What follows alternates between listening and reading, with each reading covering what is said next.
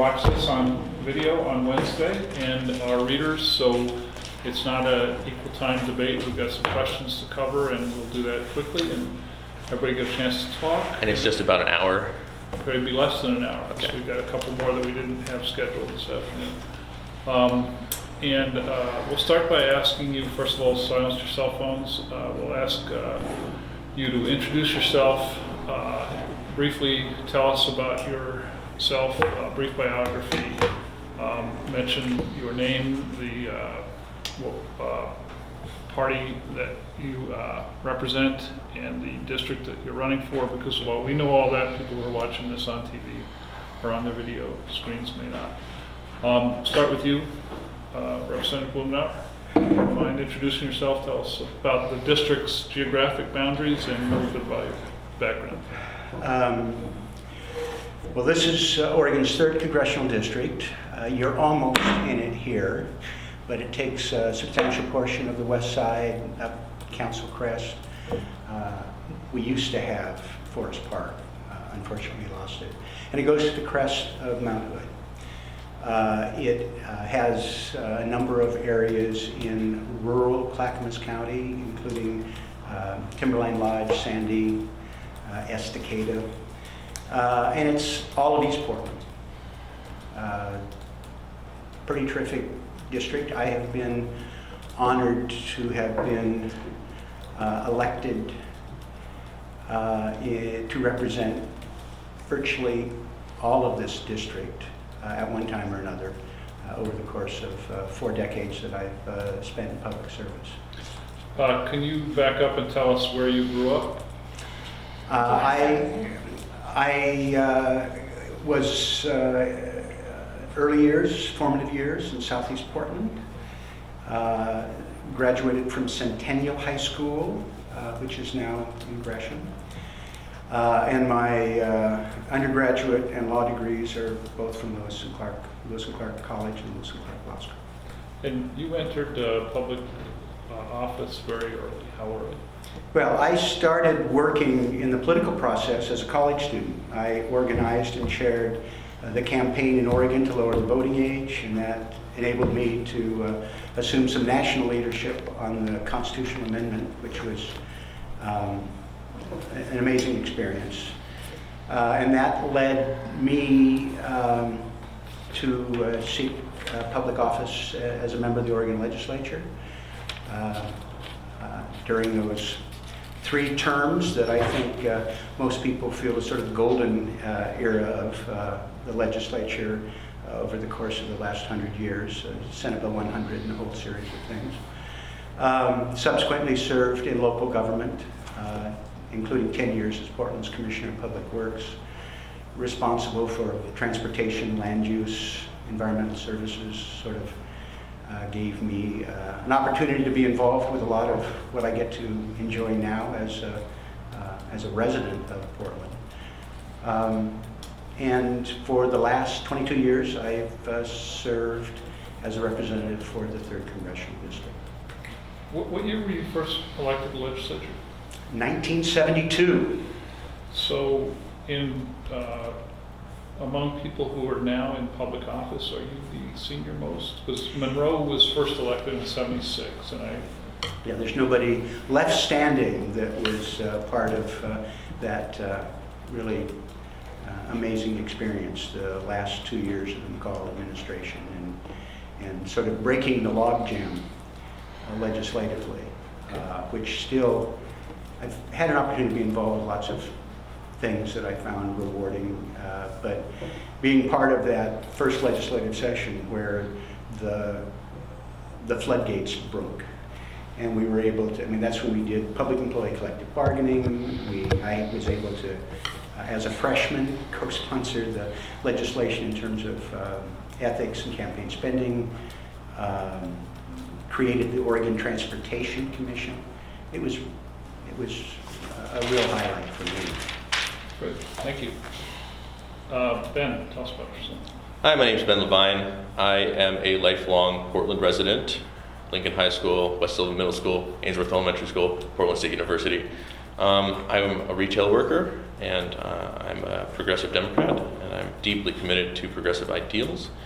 And I'm running because I think we need a better progressive advocate in the office. Okay. What's but Oh, I was just going to ask if there are particular issues that you differ from the representative on. Differing? There have been some differences, yes. Unfortunately, what makes it difficult is that the incumbent will say a lot of the things that I say. But I question his sincerity on some of them. The thing I always go back to, and it's because I have the tangible evidence, is that his 2016 superdelegate vote. He backed Hillary Clinton over Bernie Sanders. Bernie Sanders got over 30,000 more votes than Hillary Clinton in this district. There's also in 2016 a Medicare for All bill in the House that the congressman did not co-sponsor. how do you vote? It didn't get voted Which was on. that bill? Okay, let's take a look here. Is that different than the Conyers bill? HR 676, Expanded and Improved Medicare for All Act. John Conyers. If you'll look, you'll see I'm a co-sponsor of that legislation. I did check several times. What's the bill number? HR 676 in the 114th Congress. Let me back up just Yes. a little bit, Ben. So you say you're a retail worker. What does that mean? I am a salesperson at Nordstrom Rack. Okay. How long have you been doing that? 3 years. You know, it's not something I'm particularly proud of because it's not a lofty achievement. Yeah, there's nothing wrong with that. I'm But, just you know, curious. the best part that I always say about working in retail is they give you the flexibility to do crazy stuff like run a campaign Yeah. or finish your college degree like I just recently did. Okay. What kind of civic engagement have you had prior to this race? Well, you know, it's very low-level stuff. I've been a volunteer with various campaigns, Tom Potter for mayor, and I spent a lot of time volunteering with more community organizations. I spent a lot of time at KBOO. Going back further, I was with Friends of Trees for a short period. You know, it's just community stuff. Okay.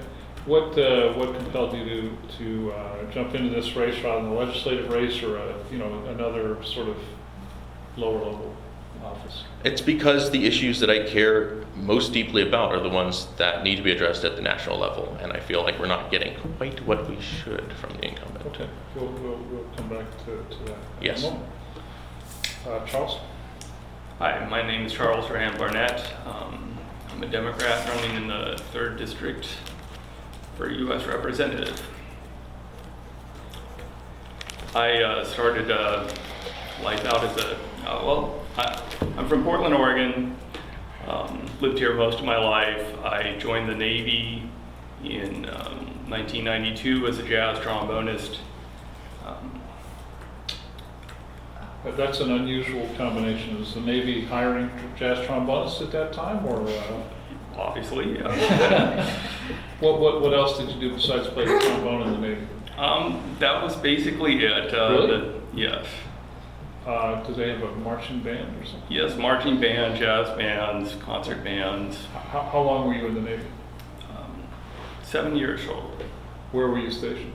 I was stationed in Memphis, Tennessee, and Norfolk, Virginia. Okay.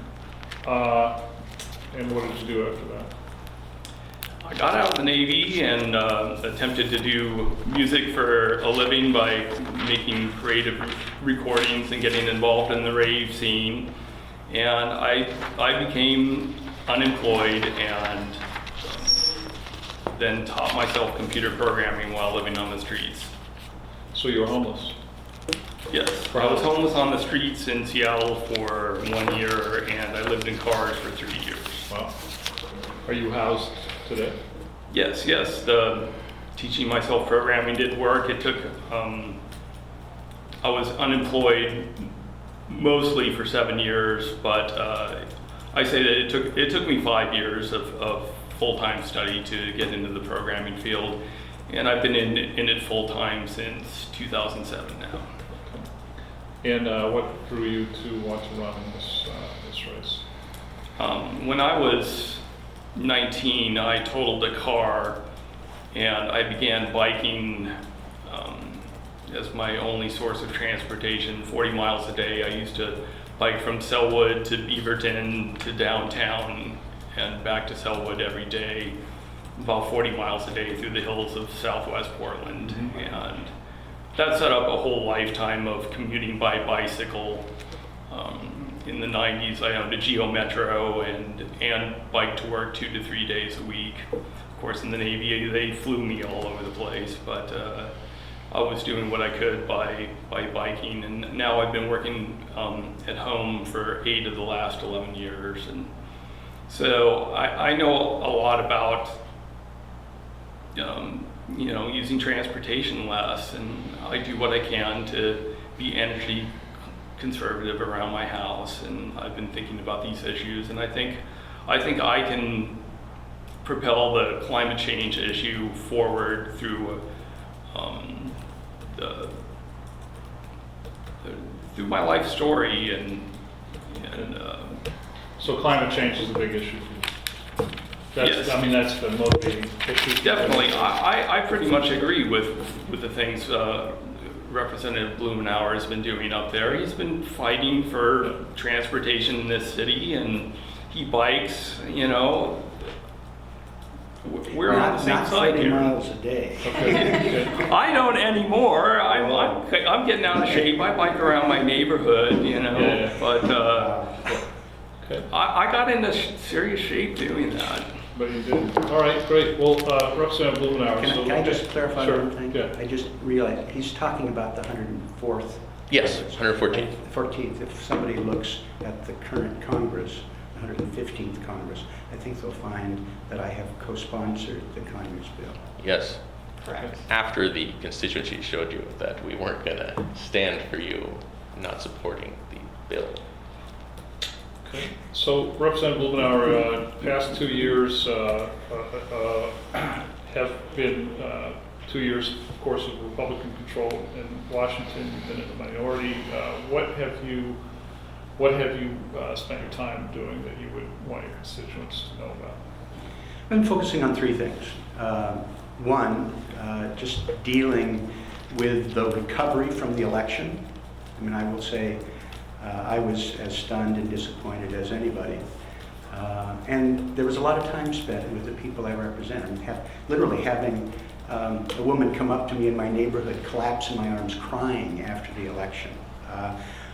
We've worked with a series of the resistance groups, individually and collectively.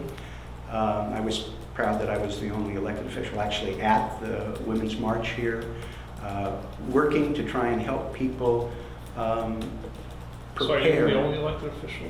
You mean congressional? And the only congressional. Yeah. I can't remember who else was there. It was Okay. raining hard, and Okay. I was desperately trying to find my family. Okay.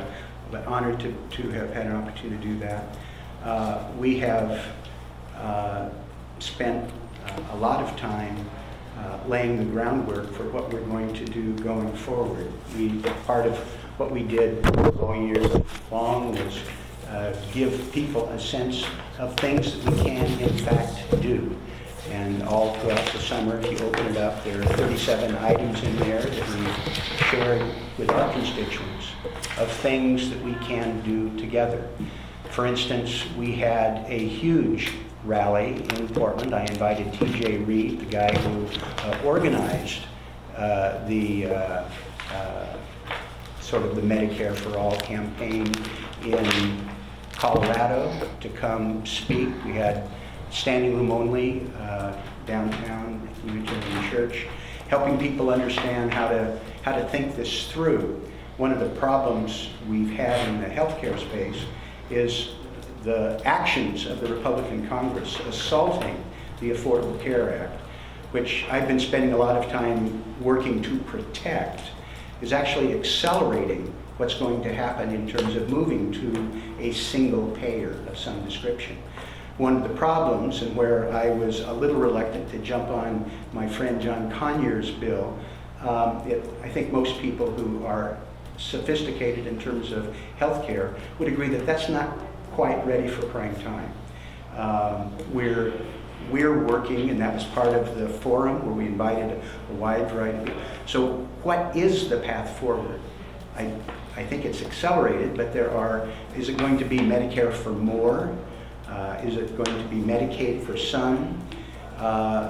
This is hard work dealing with realigning a sixth of our economy with all of the ins and outs. I've been fighting in the healthcare space, as you know. We've talked about, I think, the last 6 conversations like this, in terms of the Affordable Care Act, defending the Affordable Care Act, and then dealing with healthcare things that needed to be done right now.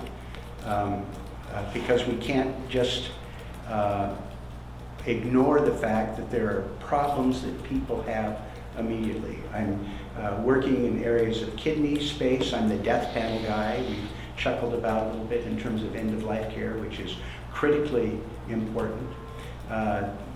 Medical marijuana, I think it's safe to say there's no elected official in America that spent more time dealing with reform of the marijuana legislation. So there's a wide array of those things. The issues of marijuana reform, infrastructure. One thing that has occupied a lot of time over the course of the last, since the last Farm Bill, was trying to see what we could do here to protect Oregonians from being cheated by the Farm Bill. The Farm Bill is up for reauthorization this year. It is going to be the most important health care bill because we're still subsidizing a diet that makes Americans sick. It's the most important environmental bill, given the carbon emissions, the problems with water quality and air quality. It is, and I want to give my friends an opportunity to speak, but let me just give you, there's a 20-page report that came out from, get it at my website, you're welcome to it. Okay. I'm going to keep my copy here, but you're welcome if you haven't seen it yet. An illustrated guide to how to get a better farm bill. Okay. So I just wrote it. I didn't illustrate it. Okay. We used some local artists who are terrific. Because this bill just passed out of committee and is worse than what we have now. Worse in the sense of more inappropriate subsidies, worse in the sense of what it subsidizes? How worse? It actually eliminates some of the protections we have to limit some of the egregious subsidies. It is an assault on nutrition support. It puts all sorts of unnecessary barriers for low-income people. It'll make them harder to be able to get access to SNAP benefits. And it has a provision known as the King Amendment, which is the most anti-consumer, anti-animal protection, anti-environmental. It would essentially prevent states and local governments from having any protections that are not uniform nationally. It was designed to undercut what California has done in some of the animal protections, but it has far-reaching consequences and is really grotesque. Can I ask some? Sure. So you mentioned marijuana in passing. I'm going to try and make your forum here in 2 weeks if I can get back in town. Two things. How critical was Schumer's signing on to a legalization bill? And do you think the Democrats should nationally be running on a legalization? Do you think that would be a politically wise move to run on legalization as like a key party platform? Well, I think they should, first of all, because it's the right policy. The failed war on drugs has inflicted huge costs on society, especially young African-American men. But I have sent information to every single Democrat running for Congress around the country that explains how to use this issue, how to talk about it, and why I think they ought to embrace it. I feel unequivocally that it's important to do. It's good politically, but most important, it's the right policy. Having Chuck Schumer come out, the consummate politician who's always really has his finger on the pulse, I think is very significant. I think in part it's because Ms. Nixon is going against Cuomo big time on marijuana, and it's scrambled a little bit. But having Chuck doing So that you're saying that, symbolically did is you very say Cynthia important. Nixon is moving Senator Absolutely. Schumer as No, well as? Cuomo. But how does that affect? Well, the- because she, in New Oh, York, was New demonstrating York where has, people are. has Okay. terrible policies, in part because of Cuomo, in part because they just kind of held back. She Is put that the- an endorsement for Cynthia Nixon for governor of New York? No, I encourage candidates to embrace this issue. And I'm just saying that she helped move the needle in New York. But the same way I was in Illinois 2 weeks ago, and J.B. Pritzker, running for governor, has embraced it because the incumbent has resisted. This is a fault line. It's one of the reasons why Trump is undercutting his attorney general, who technically is trying to put the industry at risk. Okay. Let's 2 move years to- from now, you won't recognize the landscape. All right. Thank you. Ben, you've been itching to say. Yeah, actually, because we were talking in depth about the Farm Bill just now, and I presume this little pamphlet is speaking about your bill, right? I have it. Yes, how to do it. Mm-hmm. Well, you know, are you going to make a big deal out of that here? Because you seem very proud of your Farm Bill. I do see a lot of news about it. And I do note that you have been working on this issue since at least 2011. And it's great, because we do need to reform the Farm Bill, absolutely. However, your bill only has 4 co-sponsors. And if Medicare for All, which had 62, isn't ready for prime time, what does that make your bill? Well, first of all, will I make a big deal out of it here? I built this legislation after talking to over 5,000 people in Oregon. I traveled the state, speaking to farmers, ranchers, people who are hunter advocates, environmentalists. We rolled it out in last summer at Zenger Farms.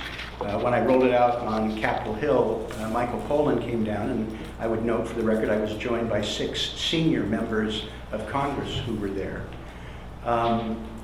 We are working hard to be able to get people to zero in on these principles. I have partnerships with Rosa DeLauro and Jim McGovern on nutrition. The work that we're doing on animal welfare, the animal welfare title, is strongly endorsed by, for example, the Humane Society. I was with their board of directors in Los Angeles on Friday. We're working hard to be able to build the base of support. And what you're talking about betrays, and I want to be respectful. Yes, absolutely. But in terms of how Congress works, one of the ways that that this legislation is not going to pass in this form, I know it, but we're breaking up the individual titles. We're getting people, for example, the conservation title, one of my colleagues is going to introduce as a separate bill. Taking this to Detroit, to California, I was in Seattle 2 weeks ago, helping people understand what's in the bill and how to talk about it, working with urban farmers in Detroit. We're trying to build the momentum because the bill that they have passed out is so abominably bad. It's not clear that they will be able to get the votes on the floor of the House. And I think even if they did, it's not going to get the votes in the Senate.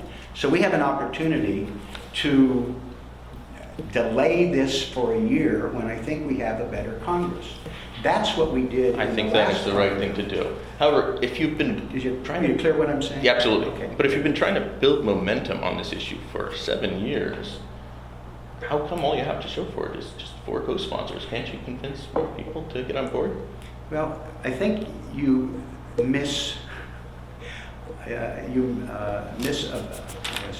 characterize progress in Congress. There are things that I've done in the past for example, investing a lot of time and energy on being the first person to introduce legislation to raise the gas tax for the last 23 years. I introduced that with just one Republican co-sponsor. The idea was not to try How many and- Democratic co-sponsors? One. And what we did with that legislation was be able to mobilize a base of support. When it was introduced, it was endorsed by the U.S. Chamber, by the AFL-CIO, by the truckers, AAA, bicyclists. And you see now that even the Republican chair of the T&I committee, who would have nothing to do with earlier, now supports raising the gas tax. Now, there are ways you can run around and get people to co-sponsor legislation. You can spend the time to develop the tactics, develop the base of support, a program that is worthy of people getting behind, and then figure out how to thread the needle. A standalone bill, like I am talking about, has no chance of passing in the Senate or the House controlled by Republicans with Donald Trump as president. Yeah. But the provisions that we're working on have a significant opportunity to affect. That's what happened in the last Farm Bill. We were able to get those things moving. It's not taking names. It is being able to have a proposal, build support, and make a difference in what happens in the House. Well, it's evidence of having built support. That's all I was getting at. Can you give us an example of a bill that we haven't talked about on which you have made significant progress with a Republican co-sponsor in the past 2 years? Well, I just referenced what we're doing in terms of end-of-life care, which has which is done with Congressman Phil Rowe. The work to be able to protect state legal marijuana programs I've done with Dana Rohrabacher, and that protection continues. It's been reauthorized. I have legislation actually with a Republican who doesn't think marijuana has any therapeutic benefit, a gentleman named Andy Harris from Maryland, but he's co-sponsoring the research bill because he knows it's important to break the federal roadblock regarding marijuana research. And Harris is a Republican? Republican, Okay. and we are now rolling out legislation with the Veterans Affairs Committee, with the Republican chair and the Democrat ranking member, that would ease the restrictions with the VA on medical marijuana research. Okay. Your caucus split around leadership elections with a guy whose name escapes me, an Irish. Ryan. Another Ryan. Another Ryan from Connecticut, I think, Ohio. Ohio, who challenged Nancy Pelosi. Where were you in that discussion? I voted for Nancy. I liked him. I worked with him. He was at the rollout of our farm bill, but I didn't think he was ready for prime time. Is Nancy Pelosi the right person to lead your caucus? Nancy Pelosi is doing a very important role now, and doing it probably better than anybody could in the run-up to the election. What happens after the election will be determined by who's in Congress, who all does a good job getting us the majority. If we don't get the majority, I think there will be major house cleaning. If we do get the majority, I think there will be transitions that will take place within that. But I think it's a mistake for people to start focusing on something that's going to happen in November, when every Democrat should be focused on getting the majority, and then spending time afterwards figuring out what the leadership lineup should be, hear from who wants to throw their hat in the ring, what they have to say, and what they've done. Is there an area in which you can find common ground with the president? Anything on which you and he agree upon that he's done so far? You know, I don't think you can. He's a serial liar. 6 average falsehoods a day since he was elected. Demonstrable falsehoods. And then, and even this last week, when he came out theoretically supporting state legal marijuana, you can't count on that. He changes his mind literally from hour to hour, depending on what's broadcast on Fox News. Anybody who relies on what he says is going to be disappointed. And I don't know that he has any core beliefs. He's taken a wrecking ball to the federal infrastructure, and EPA, I mean, you name it. He has attempted to discredit free press. We do know he's bad, and we were just asking if there's a place you can And I agree just with him on. finished saying why you can't agree with him because you don't know where he's going to be minute to minute. If I really thought he believed in something and said something sincerely and would do it, then I'd reconsider. But I've not seen any evidence that he's reliable enough that I would place any bets on anything he says or anything he does. Okay, how about you? Absolutely, he's totally unreliable. However, there is one area where actually I think I could work with him, Okay. and that is he campaigned on draining the swamp. I think we need congressional term limits, and I think I can leverage the Republican dependence on that cliche to help get those passed.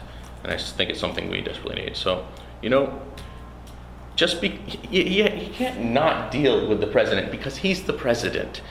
You have to be wary, but you have to still deal with the realities. That's a tough argument to make, given what's happened to draining the swamp since he was elected. I know. He's very disingenuous, cynical, So and all that. I'm curious, how do you do that? What are the specific things you would work with Donald Trump and you think you could accomplish I would with hope Republicans? to, make a good case for term limits to Donald Trump, specifically as a way to drain the swamp, and hopefully he could put pressure on the party to move in that direction. It's optimistic for sure, but I think this is an area. But you'd spend a lot of time on that with the Republicans to term limit themselves when that's been part of what they have claimed they were doing, going back to Newt Gingrich. Yeah, it's very difficult, You but spend time on it's them? something I believe very deeply in, that and campaign finance reform. And I don't want to give up on either of those things. They're very important to me, even if it's against the interests of sitting Congress people. It's something that we need to deal with. Charles, how about you? Can you find a place that you would agree with this president? Any area of common ground?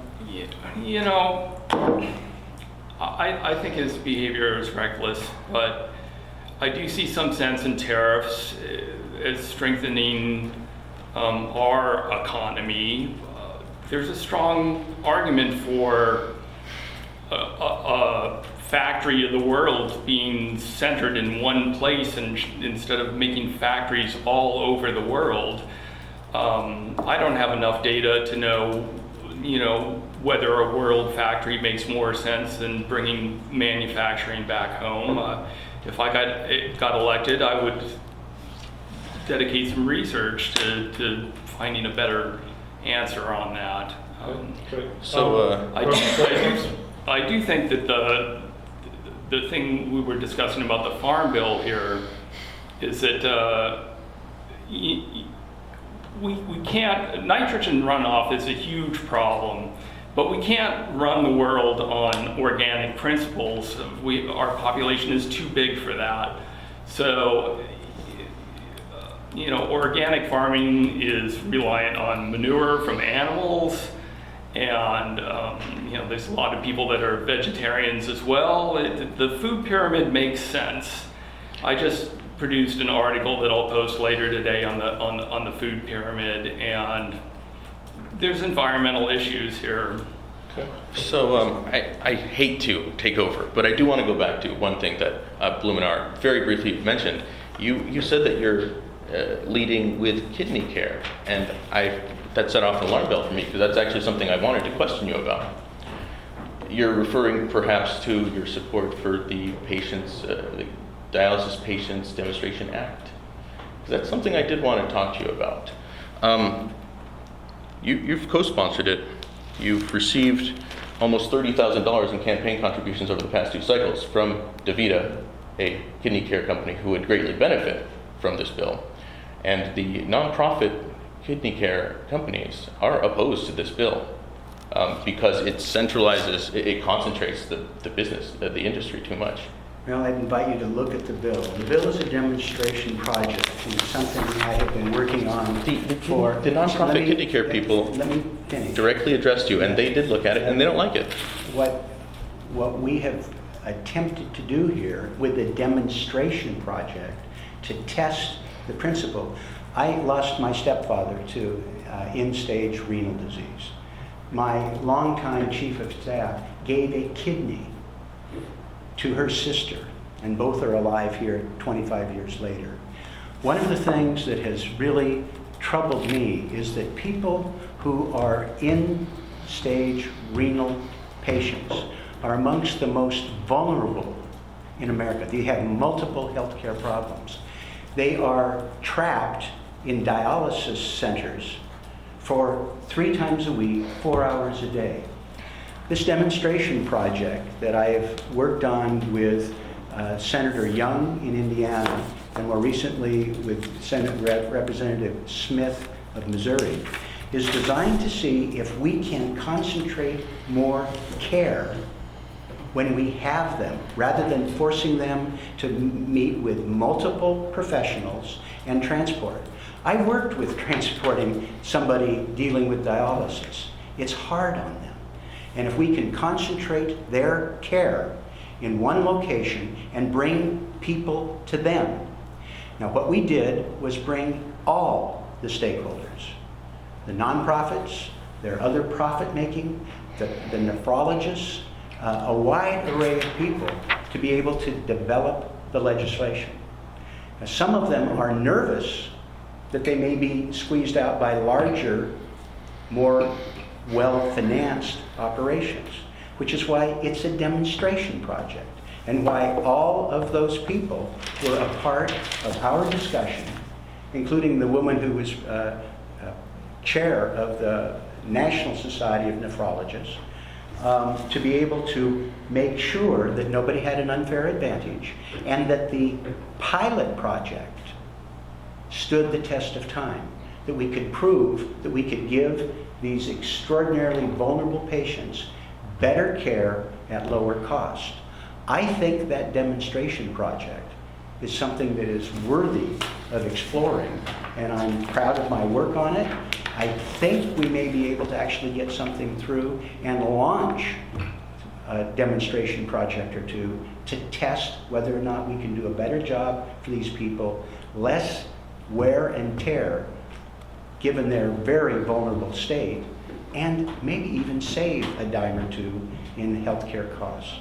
So I'm sure you're well aware of the history of dialysis, that Congress initially agreed to fund it, thinking that there would only be a relatively small number of people who would ever use it, and they wouldn't live very long. And it's turned into one of the most expensive entitlement 10%, programs. 10% of the cost, which is why I think we need to figure out if there are better ways to do it. And in all of our meetings, we're not just talking about dialysis. We're talking about what can we do to prevent people from having to get into dialysis. How do you deal with upstream? How do you deal with downstream? How do we do a better job for donors? I mean, we do not support people who donate an organ in terms of their healthcare costs. I'm not talking about putting kidneys on Craigslist, but we can do a better job of helping. And we don't give people who are recipients of a donated kidney, we don't give them the anti-rejection medication longer than I think 3 years. It's grotesquely expensive. I mean, we need to take a look at these models and do a better job, because we waste so much money, because we ought to explore alternatives to dialysis and keeping people off of it in the first place.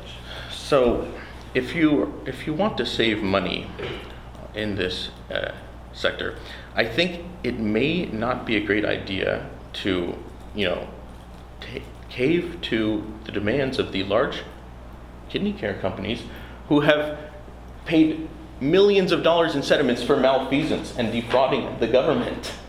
And you're giving them exactly what they want in exchange for a large amount of campaign contributions. demonstration project is not exactly what anybody wants. We've developed it with a wide variety of people. Look at the demonstration project if we're able to get it through. Make your own judgments. Let's move on to something else, well, if you don't mind. Sorry. So up to you. So I wanted to ask you about from your list, a detail from in here on making housing affordable for everyone. You talk about working with the Federal Transit Administration to make it easier to build affordable housing along transit routes. What work are you doing there? First of all, being able to make sure that transit accessibility factors into people's credit worthiness. Another thing that I think is very important is to be able to use facilities that the federal government helped us buy to be able to transform them into land to be available for development. Right now, if we have a park and ride lot that was purchased by federal funds for TriMet, we can't just convert that into housing.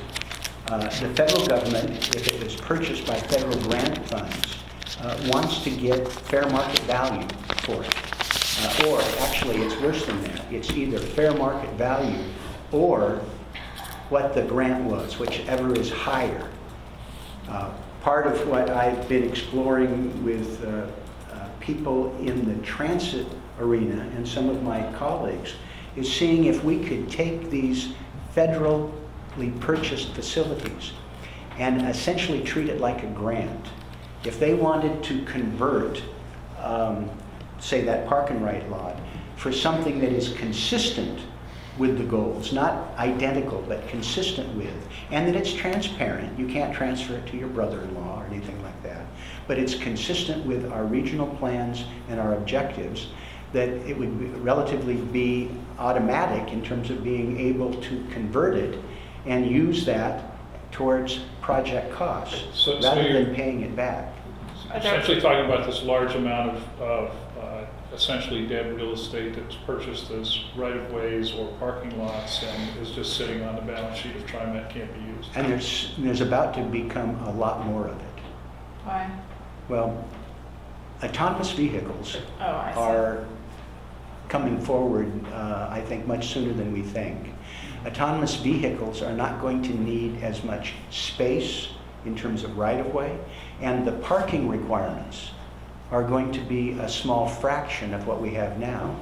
There will be millions of acres that will be freed up, and many of those will be rights of way that were purchased in part by federal funds.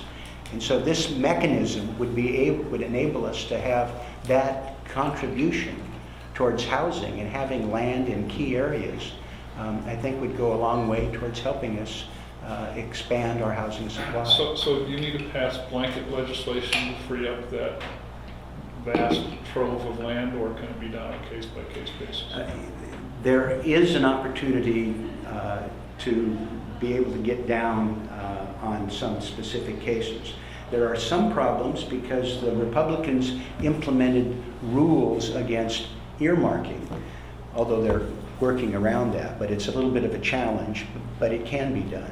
But what we want to do is just change the underlying statutory provisions, because I think Republicans believe in public-private partnerships. They don't want it locked up. I think there's an area where you might be able to work. Now, I said I don't trust Donald Trump. I'm not wasting any time trying to work with him. But there are people in his administration, the trade rep, we're working with him on illegal logging. Yes. And Elaine Chao is a pro, and there may be an opportunity when and if the Department of Transportation gets staffed up to be able to work on this with them. Okay.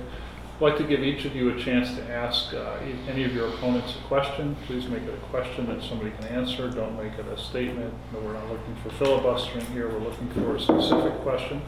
Start with you.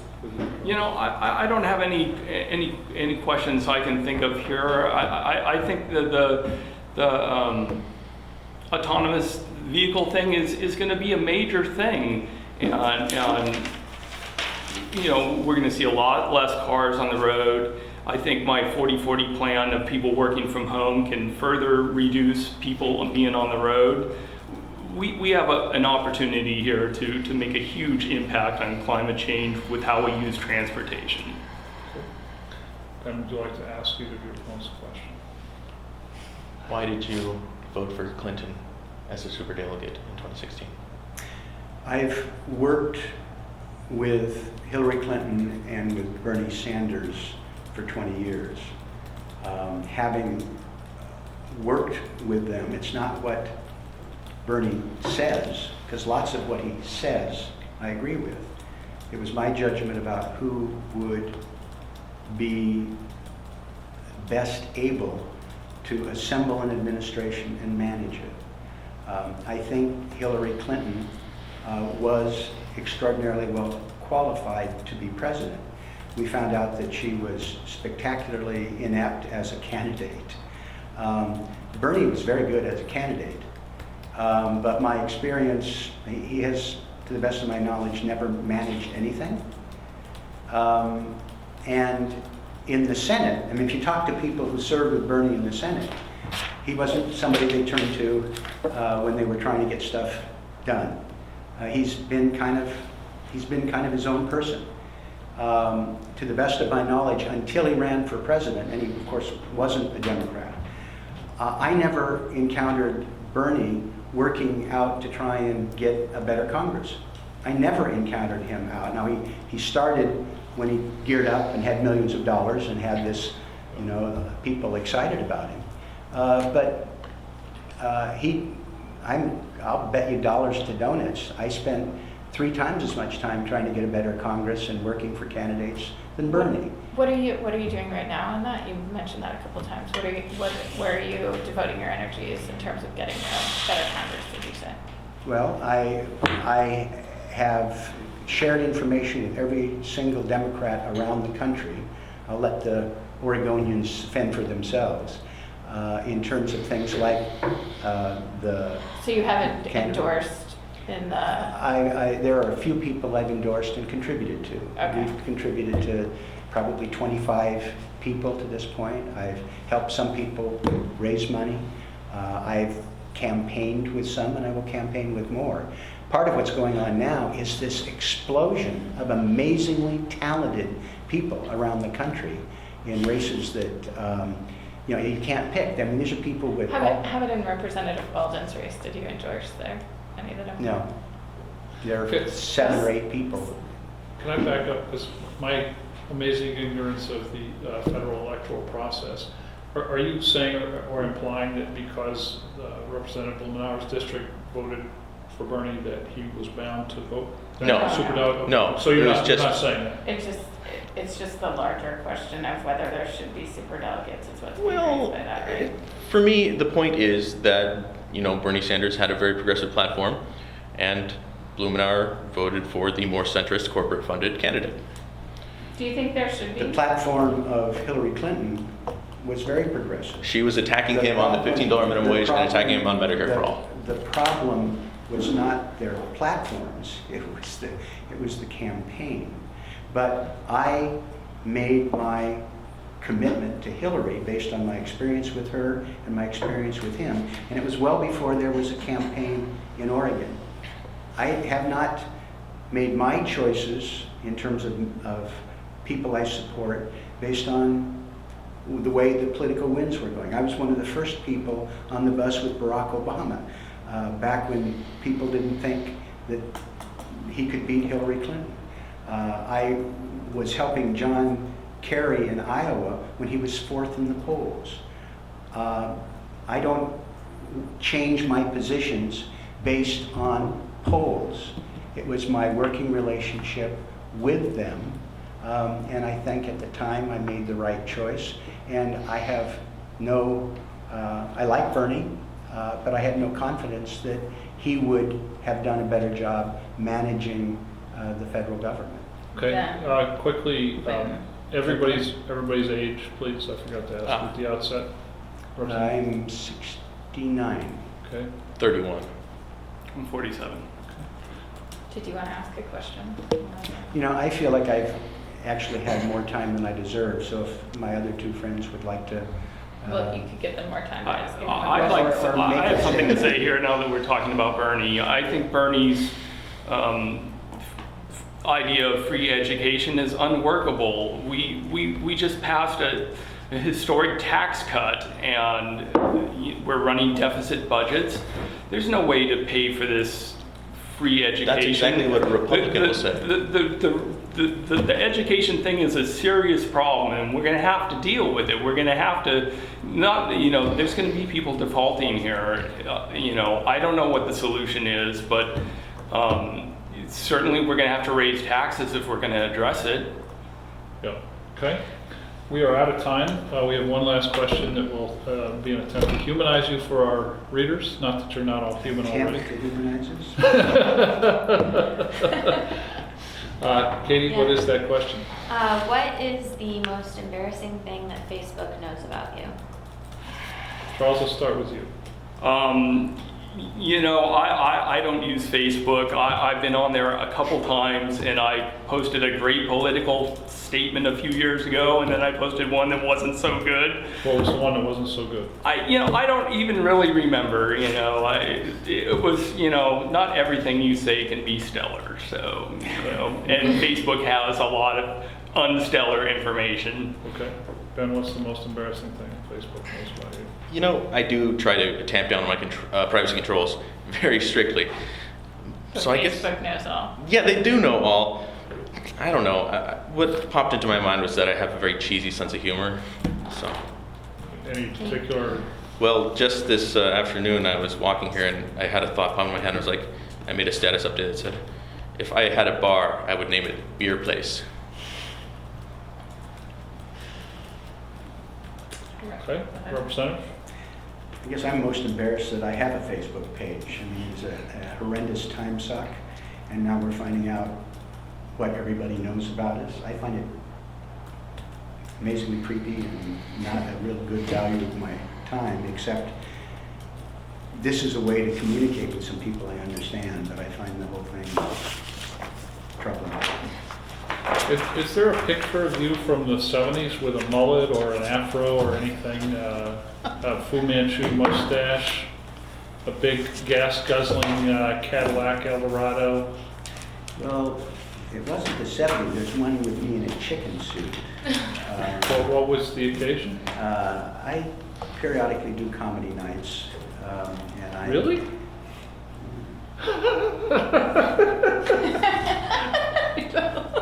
Yes. Sorry. Yes. You're a very sober Yes. person, Yes. Representative. Well, every night, every year in Congress, I host a comedy night where some of my colleagues join me and be funny on purpose. And I started the Roast Festival in Portland and performed for a number of years for the School Foundation. And I've done, actually we did a roast of Willamette Week back in 1978, Wow. where Is there video still? there They may didn't be a have video video. in those days. It was where I had a number of my friends in the political space come in and take on Willamette Week. The invitation was a And no one parody. has done it since. The invitation was a parody of your legislative Good, bad. no. ranking. Okay. I remember one evaluated, has autographed mirror on desk in Capitol.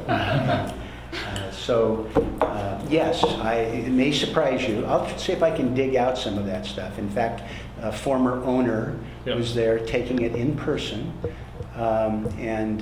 Even back then, over 30 years ago, people were all spun up, taking you on, getting their licks in. Good. Well, that's a great answer. Thank you all very much for your time. Thanks for Thank you. Yeah. It My was pleasure. nice to meet you all.